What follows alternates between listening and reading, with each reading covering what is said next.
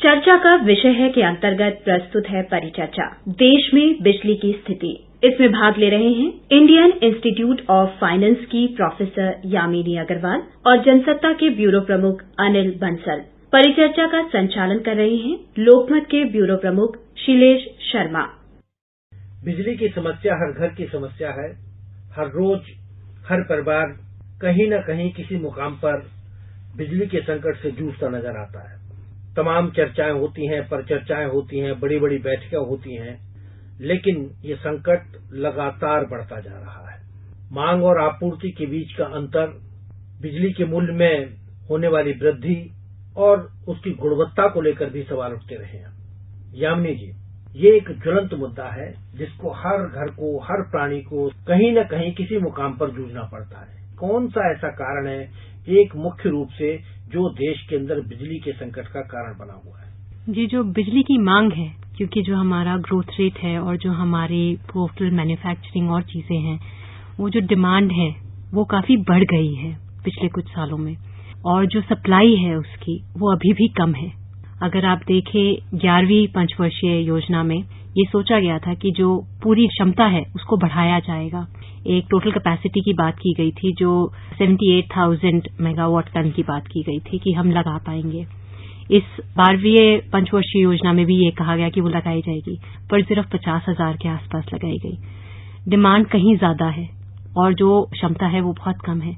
इसका जो गैप है वो कम नहीं हो रहा है, जिसे हम कहते हैं एनर्जी डेफिसिट, वो अभी भी 10% के आसपास है, जिसकी वजह से ये जो बिजली की दरें हैं वो सिर्फ बढ़ ही रही हैं, कम नहीं होती हुई दिख रही। बंसल जी, यामिनी जी ने कहा कि जो एक अनुपात होना चाहिए मांग और आपूर्ति के बीच, उसका जो अंतर है वो लगातार बढ़ रहा है और वो संकट का कारण है। दुनिया के तमाम ऐसे देश हैं जिसकी आबादी हमसे कहीं अधिक है, लेकिन उनके यहाँ बिजली का इतना भयंकर संकट नहीं है। दुनिया के दूसरे कुछ देश हैं जहाँ बिजली का संकट है, ये विश्वव्यापी समस्या है, लेकिन बावजूद इसके भारत एक लक्ष्य निर्धारित करता है लेकिन उस लक्ष्य तक पहुंच नहीं पाता।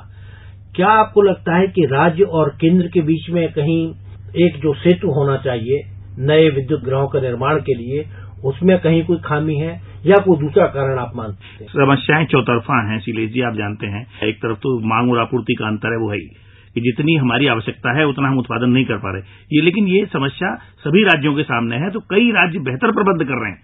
ये देश की समस्या है, तो कई राज्य, राजस्थान में मैंने देखा और कई राज्यों में देखा, उत्तर प्रदेश में वैसा प्रबंध नहीं है, जबकि उत्तर प्रदेश की स्थिति पहले बेहतर रही है। उत्तर प्रदेश में अपने 25-30 साल पहले नारायण दत्त तिवारी मुख्यमंत्री थे, उनकी सरकार में कई बिजली घर भी लगे थे, लेकिन 25-30 सालों में जो समस्या है, राज्यों ने अपने स्तर पर एक तो बिजली के उत्पादन के लिए प्रयास नहीं किए। केंद्र सरकार की जो एनटीपीसी या दूसरी एजेंसियां हैं वो जो उत्पादन करती हैं, राज्य ज्यादातर कोशिश करते हैं उन्हीं से सप्लाई लें। अब एनटीपीसी की अपनी दिक्कत है, वो उनको उधार कब तक बिजली देगी?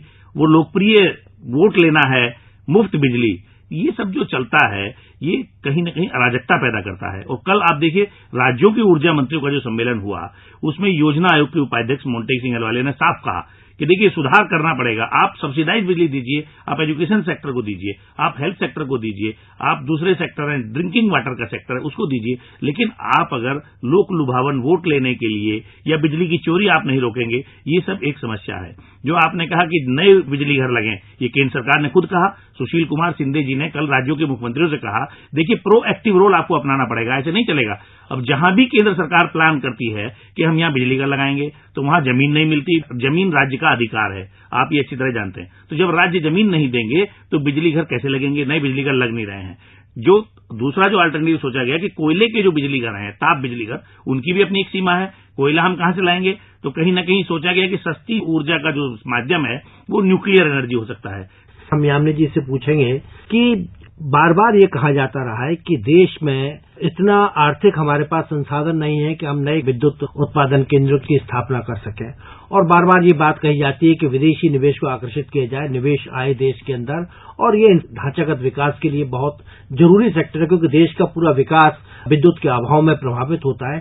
तो क्या लगता है कि जो विदेशी निवेशक है, जहां निवेश की संभावना है, बिजली के क्षेत्र में निवेश करने के लिए तैयार क्यों नहीं हो रहे हैं? कहाँ रुकावटें हैं? जी, बहुत सारी रुकावटें वो जहां पे देख रहे हैं वो है कॉन्ट्रैक्चुअल ऑब्लिगेशंस जिन्हें हम कहते हैं, जो पूरत नहीं हो रही हैं। दूसरी चीज हम देखते हैं कि अगर कोई बिजली के अंदर निवेश करता है तो उस पर्टिकुलर प्रोजेक्ट के अंदर फाइनलाइजेशन नहीं हो पाता। प्रोजेक्ट डिलेज हो जाते हैं या तो इम्प्लीमेंटेशन स्टेज पे या सरकारी प्रोसीजर के स्टेज पे, या अगर वो सब हो भी जाता है तो कुछ ऐसी स्थिति बन जाती है कि उनके जो रेवेन्यूज हैं वो इतने प्रॉफिट्स नहीं जनरेट कर पाते। बाकी चीजें ये भी देखी जा रही है कि जो बिजली के क्षेत्र हैं उसके अंदर, जैसे इन्होंने कहा कि बहुत जगहों पर हमें ये देखना पड़ता है कि किस सोशल सेक्टर में बिजली दी जा सके और वो मुफ्त में दी जा सके, जिसकी वजह से हानि होती है, जिसके कारण बहुत सारे निवेशक ये नहीं चाहते कि वो उस हानि को बियर करें।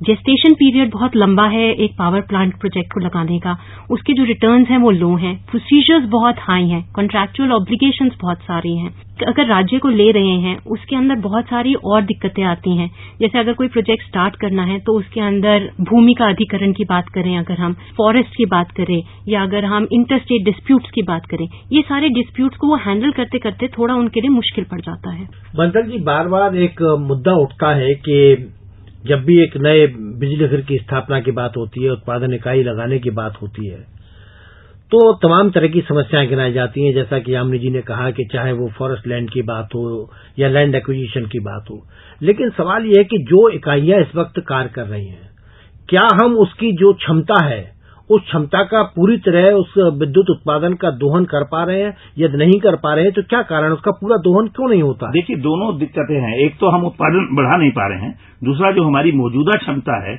उसका भी हम पूरा उसके हिसाब से उत्पादन नहीं ले पा रहे हैं। कारण कई हैं। कई बार कोयले का संकट है, अभी बात बार बार आई, कहीं जैसे खदानों में पानी भर गया, आपने देखा पिछले दिनों, और देश पूरे इवन रेल तक रुक गई, जो कि बहुत इमरजेंसी सर्विसेज में आती हैं। कहीं से भी बिजली आए, हमारी रेलों को बिजली मिलती है। कई बार स्थिति आई कि रेल भी रुकी, वो प्राकृतिक कारण था, उस पर सरकार भी एक तरह से बेबस नजर आई। हालांकि हमारे पास स्टॉक होना चाहिए कि ऐसे संकट आए तो हम कोयले का अतिरिक्त भंडार रखें। अभी भी कल भी जो मंत्री जी को सुझाव दिया गया कि आखिर हम क्यों नए जो हमारे कोयले के ब्लॉक्स हैं उनमें पर्यावरण मंत्रालय की क्लियरेंस की दिक्कत है। हरियाणा ने खुद कहा कि हमारे पास ऐसा है जिसमें दिल्ली को और हरियाणा को मिलकर उसका दोहन करना है, उस कोयला भंडार का। तो एक तरफ हम कोयला इंपोर्ट करें, वो भी महंगा पड़ता है। एक तो ये हुआ इसकी कमी का कारण। दूसरे, जो मशीनें खराब हैं, कई ऐसे पावर प्लांट्स लगे, खासकर हरियाणा में ही उन्होंने उदाहरण दिया कल कि हमारे एक प्लांट में चीनी संयंत्र लगे हुए हैं, चीन सरकार के, उसके उपकरण ही भारत में नहीं मिलते, और एक प्लांट को तो मशीन को उखाड़ कर हमको पूरी मशीन को चीन भेजना पड़ा रिपेयर के लिए, तब वो वापस यहां पाई। तो उन्होंने ये सवाल, वैलिड सवाल उठाया, आखिर हम अपनी इंडिजीनियस कोई ऐसी टेक्नोलॉजी, ऐसा उनके साथ नो हाउ क्यों नहीं लेते? अगर हम विदेश से कोई तकनीक लेते हैं तो उसकी रिपेयर हम कर सकें। ये समस्याएं हैं। दूसरी, जो पुराने संयंत्रों के, जैसे उत्तर प्रदेश में ओबरा, मिर्जापुर, ये सब जो संयंत्र उत्तर प्रदेश सरकार के अपने लगे हुए हैं, मशीनें पुरानी हो गई हैं, 30-35 साल हो गए। तो सरकार ने कोशिश की, पहले भारत सरकार ने भी कहा कि वितरण के काम को आप प्राइवेटाइज करिए। अब देश भर में जगह जगह वितरण का काम प्राइवेटाइज हो रहा है, लेकिन जो प्रोडक्शन है, जनरेशन पर अभी भी सरकार है। और सरकार जब तक प्राइवेट सेक्टर को लाए तो कोई उसमें सही कोई नीति बने और उसमें पारदर्शिता हो और उसमें मोनोपोली ना हो। जैसे निजीकरण के नाम पर आपने देखा कई राज्य सरकारें किसी चहेते उद्योगपति को ओबलाइज करने में लग जाती हैं। तो ये जो सब दिक्कतें हैं, हवाई अड्डों के मामले में आपने देखा उनका जब निजीकरण हुआ, पर वो हवाई अड्डे अच्छे बने। दिल्ली का हवाई अड्डा है, बंबई का अड्डा है, बंगलोर का अड्डा है। अगर सरकार के पास संसाधनों की कमी है तो वो पीपीपी योजना में जाए। और बिजली के क्षेत्र में जैसे यामिनी जी ने कहा कि निश्चित रूप से निजीकरण, महाराष्ट्र का आपने उदाहरण देखा था, एनरॉन का मामला आपने देखा था, वो अल्टीमेटली खटाई में पड़ गया। तो कहीं ना कहीं बाधाएं आती हैं। हमें ये मानना पड़ेगा कि बिजली हमारी सबसे बड़ी प्राथमिकता है। ऊर्जा की आवश्यकता पूरी नहीं होगी तो ना हमारे उद्योग विकास कर सकते, ना जो हम जीडीपी बढ़ी, जीडीपी या मान लो हमारी जो आवश्यकताएं हैं, परचेज पावर है। अब देखिए, बिजली आती नहीं है। एक वर्ग है जो बिजली का पे करने की स्थिति में है, वो कहता 5 रुपए यूनिट लीजिए, 6 लीजिए, मैं साधन सुविधा एंजॉय करना चाहता हूं, तो उसको हम बिजली नहीं दे पा रहे। एक चोरी करता है, उसके कारण जो ईमानदार है वो सफर करता है। ये राज्यों का अपना फेल्योर है। कई बार आप कहते हैं हमारी प्रतिभाएं देश में क्यों नहीं रुकती, क्यों हमारा टैलेंट जाके अमेरिका में बच जाता है, वो लौटना नहीं चाहता। वो कहता है यहां सुविधाएं नहीं है, यहां बिजली नहीं है, मैं बिजली में कैसे काम करूंगा। कल भी मंत्री जी ने कहा कि भाई आपने नई 12वीं योजना में 88,000 मेगावाट का लक्ष्य रखा है, जिसमें 5300 मेगावाट वो न्यूक्लियर पावर पैदा करेंगे। तो लक्ष्य ठीक है, जरूरत के हिसाब से केंद्र सरकार योजना बनाती है, पर राज्यों को भी उसमें मिलकर ये मान के कि ये एक सामूहिक और साझा दायित्व है। जब तक सब लोग मिलकर इस पर नहीं सोचेंगे, मुझे लगता है इस समस्या का समाधान नहीं हो सकता शैलेश जी। और इसमें इच्छा शक्ति की भी आवश्यकता है और ईमानदार नीयत की भी आवश्यकता है। भले आप राज्य कह सकते हैं केंद्र से कि साहब मेरे राज्य में आप बिजली घर लगाएंगे, अभी भी नीति है कि उसमें कुछ फीसदी बिजली आपको उस राज्य को देती है केंद्र सरकार, तो कम से कम अपने राज्य का भी विकास होगा और सरप्लस बिजली का उत्पादन भी होगा। यामिनी जी, बंसल जी ने इशारा किया कि बिजली की जो चोरी होती है और ट्रांसमिशन के दौरान जो लॉस होता है, टोटल कैपेसिटी इसकी निकाली जाए तो एक बड़ी मात्रा में बिजली निकल करके आती है। क्या कारण है कि कहाँ हमसे चूक हो रही है कि हम चोरी को रोक नहीं पा रहे हैं, और जो ट्रांसमिशन लॉस है उसकी रिकवरी करने के हमारे पास संसाधन क्यों नहीं उपलब्ध हैं, और क्या कारण और दूसरे हो सकते हैं जिनके कारण इस तरह की समस्याएं आ रही हैं? जी, आपने बहुत अच्छी बात कही। ट्रांसमिशन लॉस, अगर 100% बिजली उत्पाद हो रहा है और डिस्ट्रीब्यूट हो रहा है, उसमें 30 से 40% और कहीं कहीं जगहों पे 50 से 60% ट्रांसमिशन लॉस देखा गया है। तो अगर मैं 100 रुपए की बिजली कर रही हूँ तो 60 रुपए शायद मेरा लॉस है उसके अंदर। ये जो ट्रांसमिशन लॉस है वो बहुत सारे रीजंस की वजह से। पहले तो जो बिजली के एम्प्लॉयज हैं वो कम है हमारे पास, जो उनका रेगुलेटरी फ्रेमवर्क है वो इतना स्ट्रांग नहीं है। किसी ने भी कहीं पे भी तार डाल करके जो तारे हैं उससे बिजली चुरा ली, या कहीं पे मीटर लगा करके चुरा ली।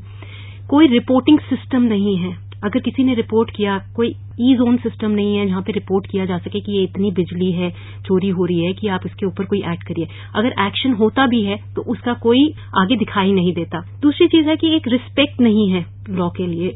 अगर मैंने चोरी कर भी ली तो वो कहेगा मैंने सिर्फ 100 रुपए की है, 200 रुपए की है, कितने की है।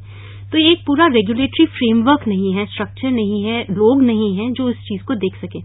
तीसरी चीज है, हम कुछ इनोवेशंस की बात नहीं कर रहे हैं। हम ये ट्रांसमिशन लॉस कंटिन्यूसली देख रहे हैं। हम ना तो कोई इंसेंटिव दे रहे हैं ना इनिशिएटिव दे रहे हैं। अगर किसी के पास, जैसे पहले पैन कार्ड्स के लिए कहा गया था कि किसी के पास इनकम टैक्स का पैन कार्ड है तो उसे कुछ सहूलियतें मिलेंगी, तो अगर किसी के पास बिजली के मीटर लगे हुए हैं उन्हें कुछ सहूलियतें दी जाएं जिसका बिल ज्यादा नहीं आता हो, 2000 तक आता हो। एक और चीज देखी गई है, मिडिल ईस्टर्न कंट्रीज में जहां पे बहुत ज्यादा बिजली की चोरी नजर आती थी, वहां पे प्रीपेड मीटर्स की बात की गई थी। प्रीपेड मीटर्स की बात यहां पे भी की गई थी, पर उनको लागू नहीं किया गया। जैसे हमारे प्रीपेड मोबाइल कार्ड्स होते हैं, वैसे ही प्रीपेड मीटर्स होते हैं जो लोगों को बता सकते हैं भाई आपका इतना ही पैसा खर्च होगा और आपको इतनी की बिजली मिलेगी। वो भी ऑप्शन अडॉप्ट नहीं किया। ऐसे और बहुत सारे इनोवेटिव मीन्स हैं जिनको बिजली की जो कंपनियां हैं उन्हें देखना पड़ेगा और पीनलाइज करना पड़ेगा जिस एरिया स्पेसिफिक में ट्रांसमिशन लॉसेस ज्यादा है। देखिए, मैं इस टीम की बात को थोड़ा आगे बढ़ाऊंगा। इसकी कितना बड़ा खतरा है। बिजली चोरी कोई करता है, लॉस कंपनी को हुआ, चाहे सरकारी कंपनी है कोई भी है, वो लॉस की पूर्ति कहां से करते हैं? वो उसकी दरें बढ़ाते हैं। हालांकि अभी इलेक्ट्रिसिटी रेगुलेटरी अथॉरिटी है, पर अल्टीमेटली उनको दरें बढ़ाने की इजाजत मिल जाती है। दर के नाम पर नहीं मिलता तो मिनिमम चार्ज के नाम पर ले आते हैं, मिनिमम चार्ज के नाम पर नहीं मिलता तो पर किलोवाट इतनी सिक्योरिटी बढ़ा देते हैं। कहीं ना कहीं वो एक ईमानदार उपभोक्ता उसको सफर करता है। चोरी एक करता है और ईमानदार उसका दंड भुगतता है ईमानदार उपभोक्ता। एक तो ये इसका पहलू हुआ। दूसरा पहलू, एक राज्य के बिजली अधिकारी से मैंने बात की कि भाई एनटीपीसी कहती है हमारे पास बिजली है, आप खरीदिए, पैसा दीजिए, खरीदिए। वो कहते हैं कि हम नहीं खरीदते क्योंकि ज्यादा बिजली सप्लाई ज्यादा चोरी, कम बिजली सप्लाई कम चोरी। तो हम 24 घंटे बिजली देंगे तो 24 घंटे चोरी होगी। और जो चोर है वो वेस्ट भी वही करता है, फिजूल खर्ची वही करता है। बल्ब जला हुआ है तो उसको चिंता नहीं है, वो जलने देगा।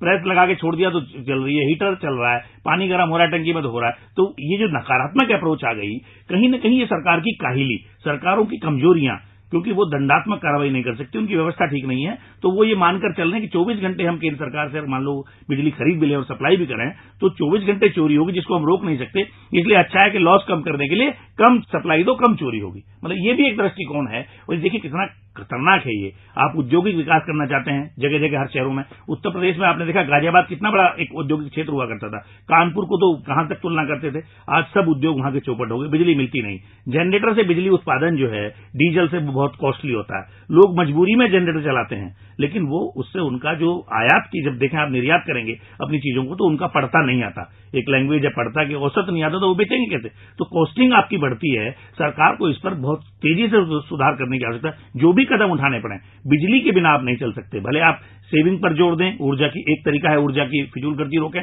बचत हो। दूसरा तरीका है वैकल्पिक ऊर्जा के संसाधन आप अपनाएं। सौर ऊर्जा पर आपने बात कही थी, विंड एनर्जी पर आपने बात कही थी। ये सब बातें कागजों में होती रही हैं, लेकिन उस तरह से सरकार ने न वैकल्पिक ऊर्जा की तरफ प्रोत्साहन दिया है। कोई सिर्फ थ्योरिटिकल बातें आप कमरों में बैठ के सोचते हैं, पर धरातल पर इस पर अभी तक वैसा व्यवहारिक अमल हमको नहीं दिखाई दिया कि हम वैकल्पिक ऊर्जा की ओर बढ़ रहे हों। यामिनी जी, कल विद्युत मंत्रियों की बैठक के अंदर जो सबसे बड़ी मांग उठकर के राज्यों की ओर से आई, उसमें यह कहा गया कि कोयले की आपूर्ति सही तरीके से नहीं हो रही है और जिसके कारण जो नए ताप विद्युत घर या दूसरे जो विद्युत घर की स्थापना की जानी है वो उसके अंदर एक बड़ा संकट का कारण बना हुआ है। और जो जनरेशन होना चाहिए वो जनरेशन भी पावर का उतना नहीं हो पा रहा है। हमारे पास पर्याप्त संसाधन नहीं है, पर्याप्त भंडारण नहीं है कोयले का। हमें कोयला बाहर से लेना होता है अंतर्राष्ट्रीय बाजार की जो स्थितियां हैं वो आप जानते हैं कि किस तरीके की परिस्थिति पूरी दुनिया में बनी हुई है। ऐसी स्थिति में क्या दूसरे विकल्प हो सकते हैं और कोयले की आपूर्ति को सुनिश्चित करने के लिए ताकि राज्य समुचित मात्रा के अंदर विद्युत का उत्पादन कर सकें, उस तरह की व्यवस्था को लाने के लिए क्या प्रणाली लाई जाए? हमारा जो देश है वो 4th लार्जेस्ट प्रोड्यूसर है कोल का।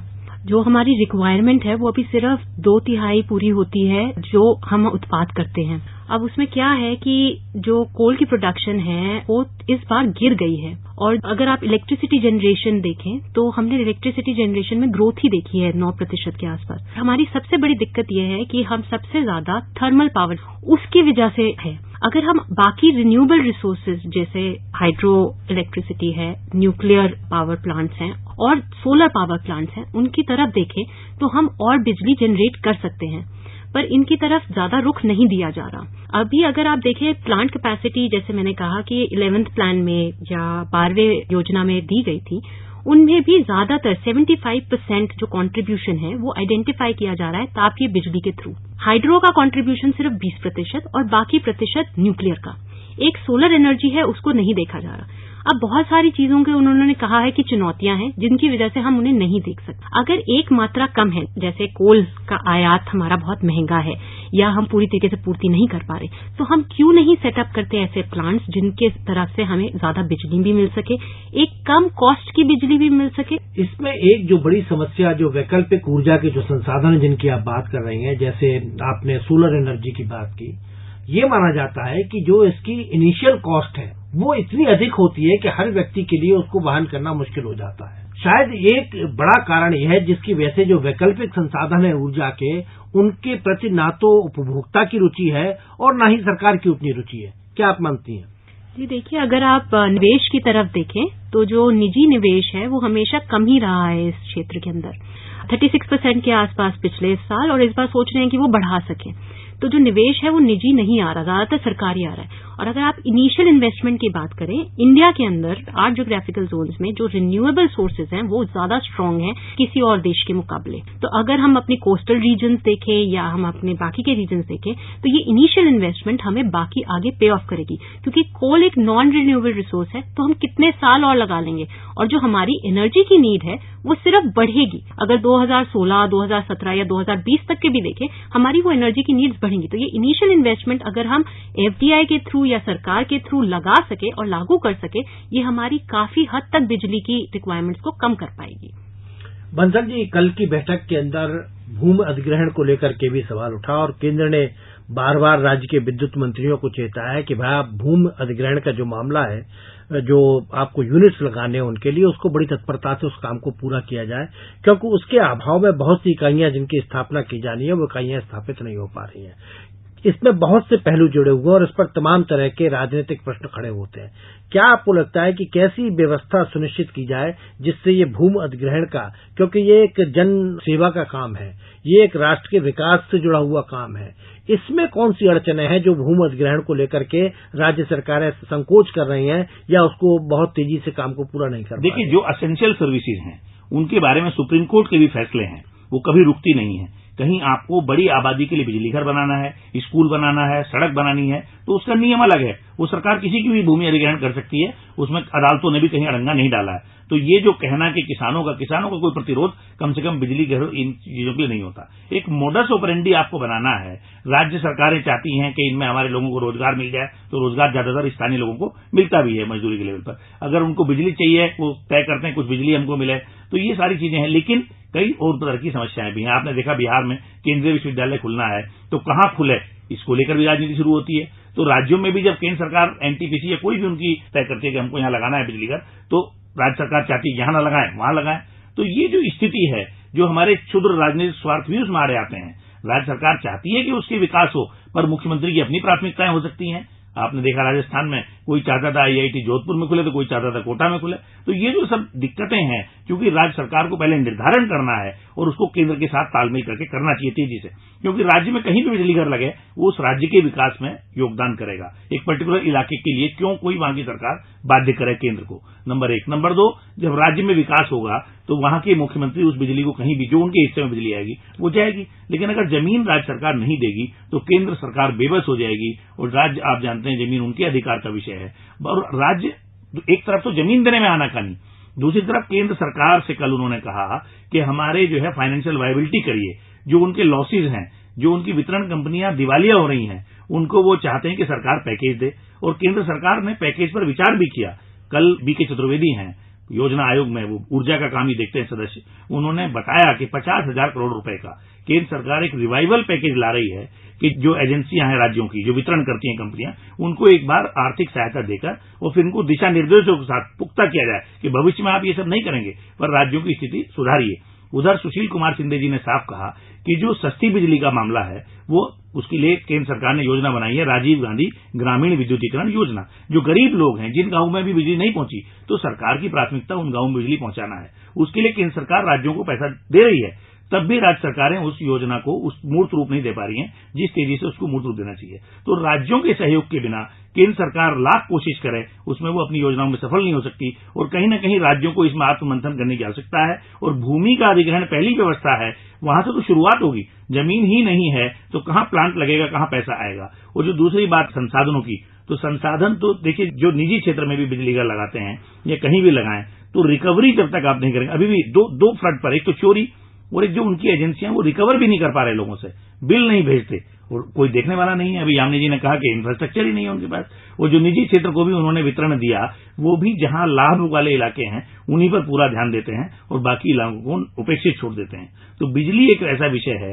वैकल्पिक आपने स्रोतों की बात की, देखिए टिहरी का बांध बन रहा है कितने वर्षों से, कितनी सब जानते हैं कि पन बिजली सस्ती पड़ती है, उससे सस्ती कोई बिजली नहीं पड़ती, और जगह जगह आप बांध बना के बिजली पैदा कर सकते हैं। आप विंड एनर्जी अपने देश में जो कोस्टल एरिया है वहां काफी स्कोप है। सोलर एनर्जी की आपने बात की, भाई महंगी की बात जो आप कर रहे हैं शैलेश जी, महंगी से क्या फर्क पड़ता है? आप कोयला आयात करते हैं, आपका डॉलर लगता है, विदेशी मुद्रा का संकट पैदा होता है। अपने ही देश की मुद्रा से वो भले महंगाई से उस चीज बन जाए, हम सब्सिडी दें तो कोई फर्क नहीं पड़ता, क्योंकि ये अपनी मुद्रा है, हम आत्मनिर्भर बन रहे हैं। हम जो विदेशी निर्भरता है उससे पीछा छूट रहा है हमारा। तो ऐसे मामले में सब्सिडी देकर, इनिशियल उपकरण उपलब्ध करा के अगर सरकार वैकल्पिक स्रोतों को बढ़ावा दे तो मुझे लगता है कहीं ना कहीं, क्योंकि अभी तो ज्यादा निर्भरता चाहे डीजल से बिजली बनना हो चाहे कोयले से हो, उन्हीं पर है, और परमाणु बिजली भी हम ज्यादा नहीं बना पा रहे, वो उसकी भी आवश्यकता है। और उसके साथ आपने देखा भारत सरकार ने जो समझौता किया था अमेरिका के साथ, उसके बाद उम्मीद बंधी थी, अब वो परवान चढ़ेगा तो मुझे लगता है उसमें कोई ना कोई लाभ हमें होगा।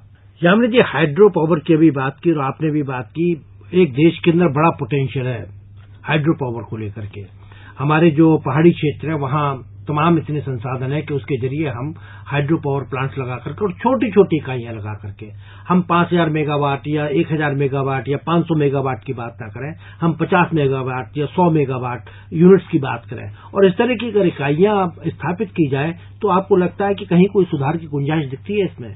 पन बिजली क्षमता है, पर सबसे ज्यादा बड़ी दिक्कत होती है पन बिजली के लिए है जो हम कहते हैं भूमि अधिग्रहण।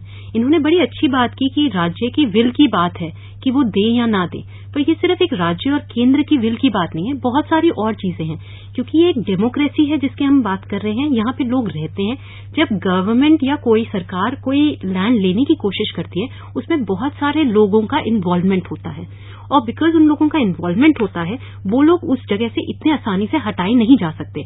उनके लिए रिहैबिलिटेशन देना, उनको कॉम्पनसेशन देना, अगर वो दो राज्यों के बीच की जगह है जहां पे लगाई जा सकती है, उन दोनों राज्यों को मनाना और किसकी तरफ बिजली जाएगी वो देखना, कुछ कॉन्स्टिट्यूशनल राइट्स हैं उनको देखना, कुछ और कॉन्ट्रैक्चुअल ऑब्लिगेशन हैं, जैसे अगर हम कहें कि कोई और वहां पे ऑलरेडी पहले से साइट लेकर के बैठा है, उन सबको देखना पड़ता है। तो जो हाइड्रो इलेक्ट्रिसिटी पावर की हम बात करते हैं वहां पे हम देखें सरकारी और निजी भागीदारी काफी हद तक है। हिमाचल में देखें और जगहों पे देखें वहां पे चल रही है और बिजली का उत्पादन भी काफी अच्छा हो रहा है, क्योंकि बहुत सारी और दिक्कतें क्रिएट हो जाती है। इसकी वजह से इसका पूरी तरह उसकी क्षमता तक हम उसका यूटिलाइजेशन नहीं कर पा रहे हैं। बंसल जी, केंद्र में एक अलग दल की सरकार और राज्यों में दूसरे दलों की सरकार है।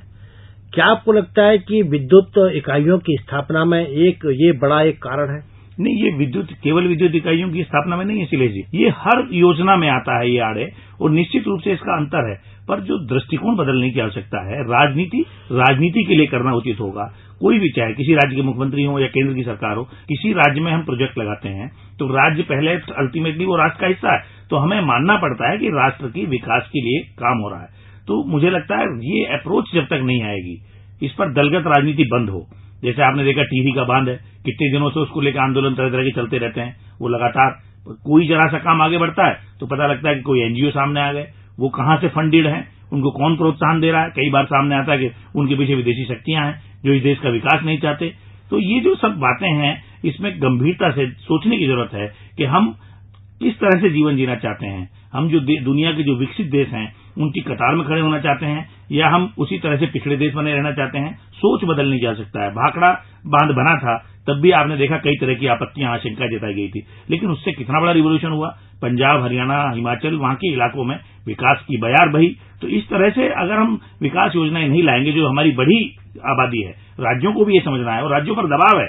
ऐसा नहीं है, जो राज्य बेहतर बिजली प्रबंध कर रहे हैं, उद्योग भी वहां जा रहे हैं। अब आप देखिए, कई राज्यों में उद्योगपति जा नहीं रहे हैं, और जब नहीं जाएंगे तो विकास कहां से होगा। बिहार में नीतीश कुमार जब से आए हैं, उन्होंने कोशिश की है कि निवेश आए, तो ये सोचना पड़ेगा। ऐसा नहीं चलेगा कि कोई राज्य अपनी मनमानी करता रहे, तो कितने दिन वो सर्वाइव करेगा। तो कहीं ना कहीं केंद्र सरकार के साथ तालमेल करके वो जितनी योजनाएं अपने राज्य में ले जाएंगे, दूरगामी फायदा उन्हीं को होगा। यामिनी जी, पीपीपी मॉडल की हम लोगों ने बात की कि पब्लिक प्राइवेट पार्टनरशिप के अंदर इकाइयों को स्थापित किया जाए।